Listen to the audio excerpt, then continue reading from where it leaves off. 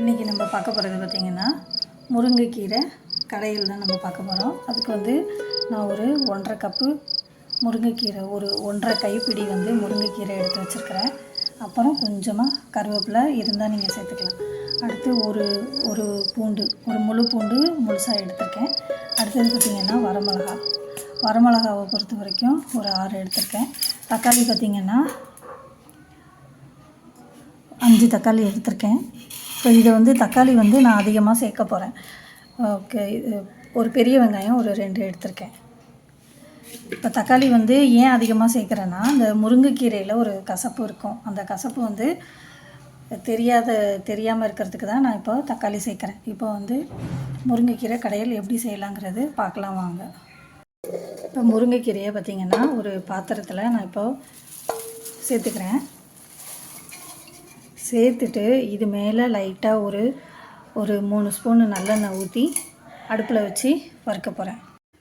இப்போ வந்து பாத்திரத்தில் ஒரு குழிக்கரண்டி எண்ணெய், ஒரு 4 ஸ்பூன் நல்லெண்ணெய் சேர்த்துக்கலாம். இப்போ நான் இன்னும் அடுப்பு பற்ற வைக்கல. இதுக்கப்புறம் அடுப்பை பற்ற வச்சு கீரையை வறுத்துக்கலாம். கீரையை பொறுத்த வரைக்கும் பார்த்திங்கன்னா எண்ணெய் ஊற்றி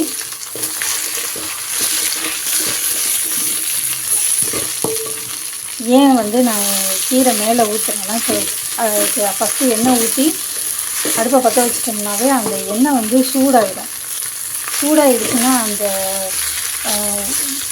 முருங்கைக்கீரை பார்த்திங்கன்னா ஒரு மாதிரி பொரிஞ்ச மாதிரி ஆகிடும். இப்போ இந்த மாதிரினா அது நல்லா வதங்கும். அந்த மாதிரி பண்ணுறதை விட இந்த மாதிரி பண்ணுறப்ப எல்லா இடத்துலையும் எண்ணெய் ஸ்ப்ரெட் ஆகும், கீரையும் வந்து நல்லா வதங்கும். கம்மியான எண்ணெயை நம்ம பயன்படுத்துகிற மாதிரியாக இருக்கும். அந்த மாதிரி நான் ஃபஸ்ட்டு எண்ணெய் ஊற்றிட்டு அதுக்கப்புறம் போட்டோன்னா ஒரு சில கீரையில் மட்டும்தான் எண்ணெய் இருக்கும், மீதி கீரையில் எண்ணெய் இருக்காது. இந்த மாதிரி பண்ணுறப்ப எல்லா இடத்துலையும் அந்த எண்ணெய் வந்து ஸ்ப்ரெட் ஆகிரும். அதுக்காக தான் இந்த மெத்தடில் நான் பண்ணிகிட்டு இருக்கிறேன். ஃபஸ்ட்டு நான் அந்த கீரையை வறுத்துக்கலாம். கீரையை வறுத்து தனியாக எடுத்து வச்சுக்கலாம்.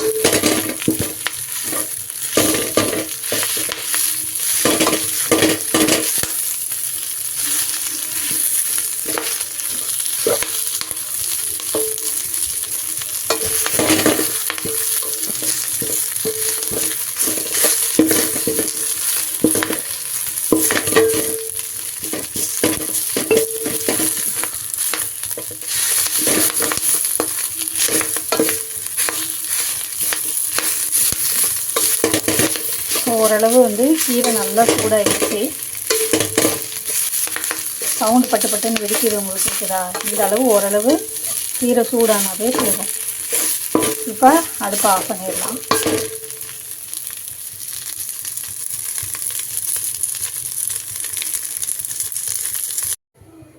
இப்போ ஒரு பாத்திரம் வச்சு அதில் வந்து எண்ணெய் ஊற்றிருக்கேன். எண்ணெய் வந்து வதக்கிற அளவுக்கு ஒரு குழிக்கரண்டி எண்ணெய், இல்லை ஒரு 5 ஸ்பூன் அந்த மாதிரி சேர்த்துக்கோங்க. 5 ஸ்பூன் 6 ஸ்பூன் எக்ஸ்ட்ராவே சேர்த்துக்கோங்க. இப்போ எண்ணெய் புகை வர ஆரம்பிச்சிச்சு. இப்போ இதில் பார்த்திங்கன்னா வரமிளகாவும் கருவேப்பிலையும் சேர்க்க போகிறேன்.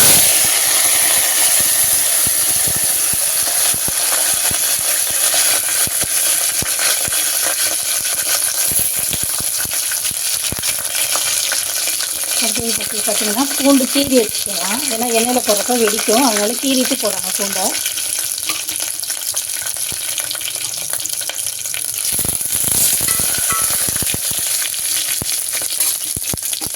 அடுத்து வந்து வெங்காயம் கட் பண்ணி வச்சுருக்கேன். இந்த வெங்காயத்தை சேர்த்துக்கலாம்.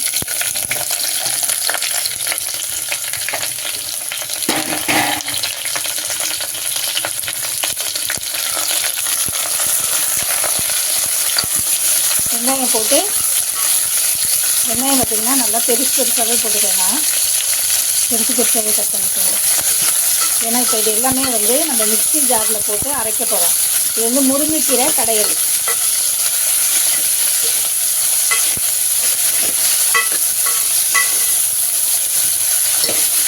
இது வந்து செய்கிறதுக்கு ஒரு 1/4 மணி நேரம் தான் ஆகும், எல்லாமே ரெடியாக இருந்ததுன்னா. இப்போ அடுத்தது நம்ம எடுத்து வச்சுருக்கிற தக்காளி வந்து நல்லா பெருசாக கட் பண்ணிக்கலாம். இந்த தக்காளியில் இருக்கிற தண்ணியில் தான் இந்த கீரை வேக போகுது. இப்போ தக்காளியை சேர்த்து கிளறி விட்டுட்டு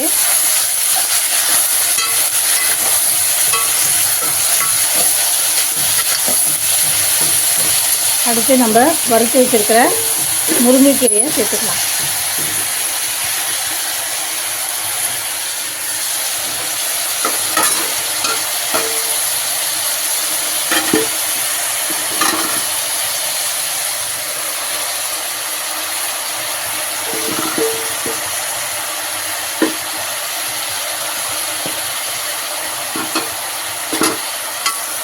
ஏன் முருங்கைக்கீரையை உடனே போடுறேன் அப்படின்னா, அந்த தக்காளியில் இருக்கிற தண்ணியினால தான் அது வேக போகுது.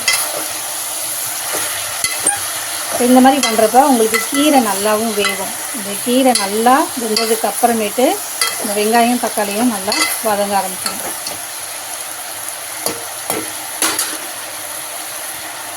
அடுத்தது பார்த்திங்கன்னா ஒரு 3 ஸ்பூன் சீரகம் எடுத்துருக்கேன் முழுசாக, அதையும் சேர்த்துக்கலாம்.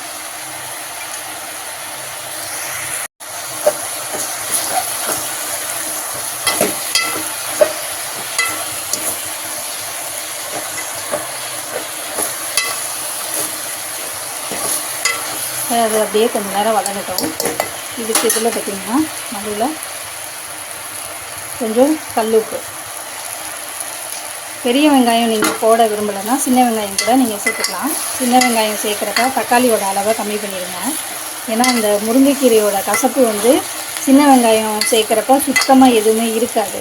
இப்போ நம்ம இந்த தக்காளி அதிகமாக போடுறதே அந்த கசப்பு எடுக்கிறதுக்கு தான் போகிறோம். ஆனால் இது இந்த மாதிரி செஞ்சு பார்த்திங்கன்னா டேஸ்ட்டாக இருக்கும், நல்ல டேஸ்ட்டாக இருக்கும்.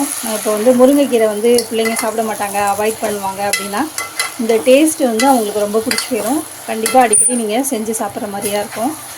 இப்போ இது ஒரு 10 நிமிஷம் பார்த்திங்கன்னா இந்த இது எல்லாமே நல்லா வதங்கி வரணும். வதங்கி வந்துருச்சுன்னா நம்ம மிக்ஸி ஜாரில் போட்டு அரைச்சிட்டாவே முடிஞ்சிடுச்சு. நம்ம இது வந்து அவ்வளோதான். இது வந்து ரொம்ப சிம்பிளாக ஒரு 1/4 மணி நேரத்தில் எல்லாமே ரெடியாக இருந்தால் செய்யலாம். நம்ம இந்த முருங்கைக்கீரை பார்த்திங்கன்னா ரொம்ப வந்து காம்பெல்லாம் எடுத்து செய்யணும்னு அவசியம் இல்லை. லைட்டாக கொஞ்சம் பெருசாகவே நம்ம சேர்த்துக்கலாம்.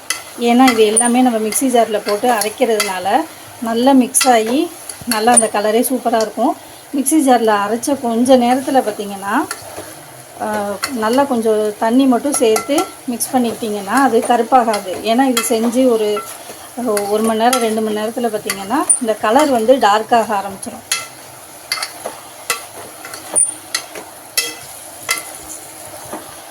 இப்போ இது நல்லா அப்படியே வதங்கட்டும்.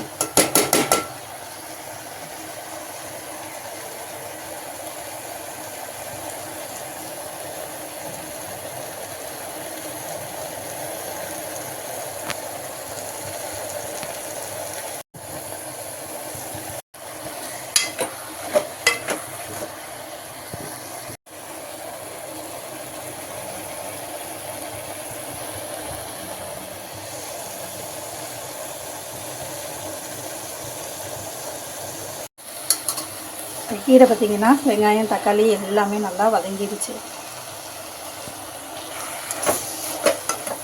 இப்போ இந்த ஸ்டேஜில் நான் வந்து ஒரே ஒரு சின்ன பீஸு புளி மட்டும் சேர்த்துக்கலாம். இது நீங்கள் தேவைப்பட்டால் சேர்த்துக்கலாம், இல்லாட்டி அவாய்ட் பண்ணிடலாம். புளி ஏன் சேர்க்குறேன்னா இப்போ நாங்கள் வந்து செஞ்சோம்னா ஒரு 2 நாள் வச்சு சாப்பிடுவோம். அதுக்காக அந்த கெட்டு போகாமல் இருக்கணும். அது இல்லாமல் அதே கலரில் இருக்கணுங்கிறதுக்காக நான் புளியை சேர்த்துக்கிறேன். இப்போ இது நல்லா வந்து வதங்கிடுச்சு. இந்தளவு வதங்கினாவே போதும்.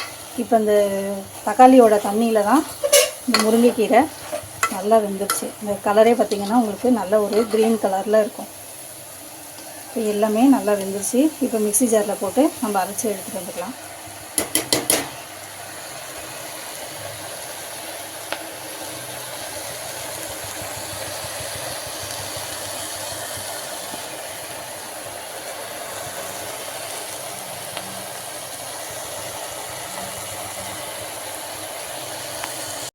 இப்போ முருங்கைக்கீரையை பார்த்திங்கன்னா மிக்ஸி ஜாரில் அரைச்சி எடுத்துகிட்டு வந்துட்டேன். அதை நம்ம இதில் சேர்த்துக்கலாம்.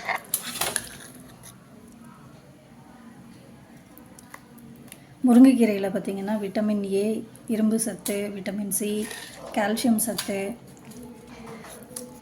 இது எல்லாமே இருக்குது. நான் இதில் வந்து கருவேப்பிலை கொஞ்சோண்டு சேர்த்து நம்ம அரைச்சிருக்கிறோம் இல்லையா, கருவேப்பிலையும் சேர்த்துருக்குறோம். இது சாப்பிட்றதுனால முடி நல்லா வளரும். சர்க்கரை வியாதி இருக்கிறவங்க தாராளமாக முருங்கைக்கீரையை சேர்த்துக்கலாம். இது வந்து நோய் எதிர்ப்பு சக்திக்கு ரொம்ப நல்லது.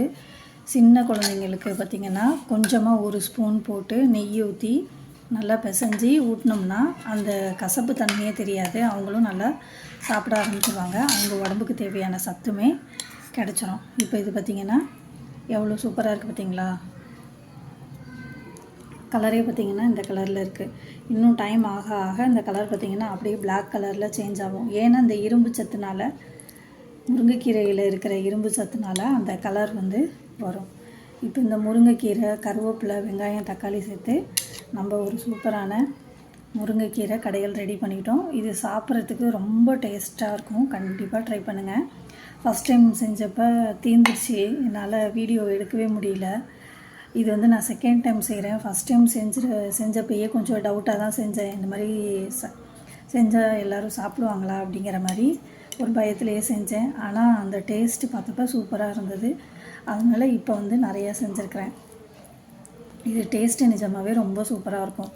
கண்டிப்பாக உங்கள் வீட்டில் ட்ரை பண்ணுங்கள். குழந்தைங்களுக்கு டெய்லி முருங்கைக்கீரை சேர்த்து நம்ம சாப்பாட்டில் கொடுக்கறதுனால உங்களுக்கு நோய் எதிர்ப்பு சக்தி அதிகமாகும். இப்போ நோய் எதிர்ப்பு சக்தி பார்த்திங்கன்னா குழந்தைங்க வந்து ஸ்கூலுக்கு போகிறாங்க, சளி பிடிக்கும், காய்ச்சல், இருமல் இந்த மாதிரி வருது இல்லையா? நோய் எதிர்ப்பு சக்தி அதிகமாக இருந்ததுன்னா இந்த மாதிரி அவங்களுக்கு வராது. அதுக்காக தான் நம்ம வந்து முருங்கைக்கீரையை சேர்த்துக்க சொல்கிறோம். கண்டிப்பாக உங்கள் வீட்டில் ட்ரை பண்ணி பார்த்துட்டு கண்டிப்பாக எனக்கு சொல்லுங்கள். தேங்க்ஸ் ஃபார் வாட்சிங்.